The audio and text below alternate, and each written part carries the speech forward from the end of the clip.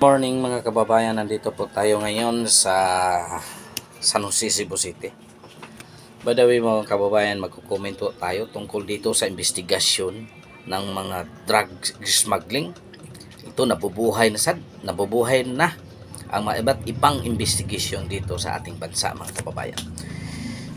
Yung hinatula noon, nakakulong na 6 na taon, ngayon humarap din sa Congress at sisirain na rin ang mga Duterte. Tulong-tulong na sila, tulong-tulong. So by the way mga kabayan, hindi ka makasubscribe sa aking channel, pa-subscribe ng pa-like and share ang ating video para madagdagan natin mga subscriber mga kabayan. Bakit ito mga kababayan? Habang tumatagal ang serbisyo ng administrasyon na to, marami ng investigation ang pinapasukan ng mga congressmen. Bakit kaya? Ito ba ay sadyang palilitawin ang katotohanan o palilitawin ang mga palitang para siraan ang mga Duterte mga kababayan? Ito ba? Lumitanaw ang witness na sila Pulong Duterte Manscarpio ay sila daw ay ang mga sindikato member daw na sila ito ang nagpalabas ng itong magnetic na ang laman ay puro drugs mga kababayan. Excuse me mga. Bakit ito mga kababayan? 6 years ago na lumabas ang polvoron, ngayon lumabas ang ganito, ibig sabihin banggain ito para siraan ang mga Duterte. Alam mo mga kababayan, hindi kayo makasisira ng mga Duterte. Kasi lalabas at lalabas na ang katotohanan. Yung sinasabing yun, yung star witness dyan, wala na yan. Noon pa, kaya nga kinontempt siya para masamay ang katotohanan, sabihin ang katotohanan sa Blue Ribbon Committee ni Richard Gordon. Bakit hindi na sinabi? Bakit hindi sinabi mga kabayan? Ito ang tama ang pagkakataon niya kasi itong panahon na to, si Richard Gordon napakainit niya sa mga Duterte. Ngayon, bakit ngayon siya lumitaw? Tulong-tulong kayo, tulong-tulong. Pagpasikat kayo kasi mga congressman, kasi yun ang ikasisira ninyo sa inyong karera. Sinisiraan ninyo mga Duterte tungkol sa drugs. Tingnan nyo ang distrito ninyo.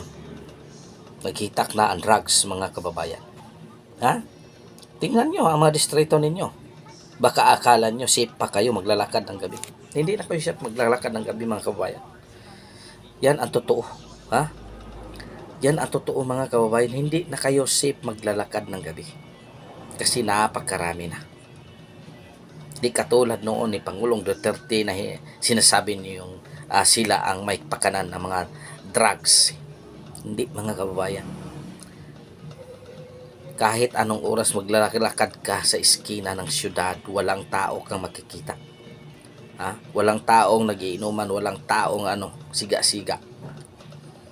Kaya sip ka na maglakad.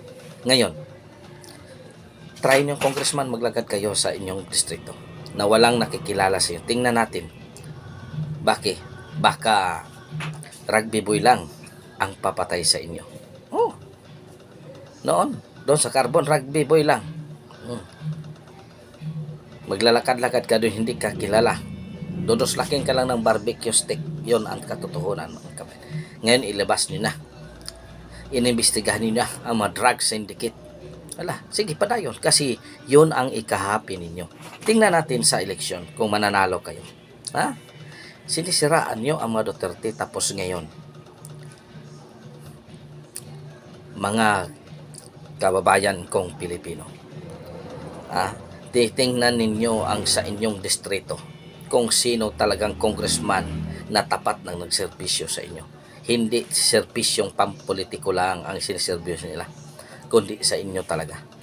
Tingnan ninyo kung tapat ba sila, kung nagpapakita ba sila sa inyo ng malasakit sa inyong distrito.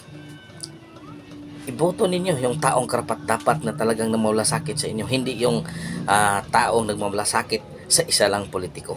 May personal interest para lang makuha ang kanyang gusto. Yan mga kababayan, hihilingin ko siya, tayo ay pag-asa kung sinong tao pwede nating iboto. Ngayon, kung itong mga tao na to palagi na lang naghihiring para sa kontrahin ang mga Duterte, anong mangyayari sa bansa natin? Tingnan mo, bago lang suna, 5,500 na flood control. After 2 days, nakikita, tingnan mo, bumaha. No, nasaan? Pag Senate hearing, Congress hearing, nasaan? Walang plano para sa flood control. Walang visibility. Plan visibility para sa flood control. Na gumagastos ng 540 billion ngayon. Nasaan na? So kawawa tayong mga kababayan. Tayong nagtatrabaho para pumunta doon sa ating trabaho, malilit tayo dahil baha. Ngayon, sino ang kawawa? Ipoboto po mga klase itong mga congressman na to, ng mga buaya. Tingnan ninyo. Tingnan nyo sa congress hearing, tingnan niyo kung sino mga congressman na yan. Tingnan nyo kung sino nagpapasikat para sa political interest nila. Di ba? Makikita ninyo yan sa inyong distrito kung sino mga congressman na yan. Kung talabang nagservisyo sa inyo. Yun ang katotohanan mga kababayan ang ating hanapin ngayon. So by the way mga kababayan, maraming salamat sa inyong suporta. Sana pagpalain kayo sa Panginoon. So nandito po ako ngayon. Kung hindi pa ka nag-subscribe sa aking channel, pa-subscribe na, pa-like and share ang ating video. Then kung hindi na mabigat naman sa kalawang pag-subscribe sa akin, ako din nagpapasalamat sa inyo na nanood ka pa rin sa aking mga video mga kababayan. I-follow ang ating FB page, Facebook, like and share ang ating video para na madagdagan ang ating mga subscriber mga kababayan. Maraming salamat sa inyo. God is good all the time God is good.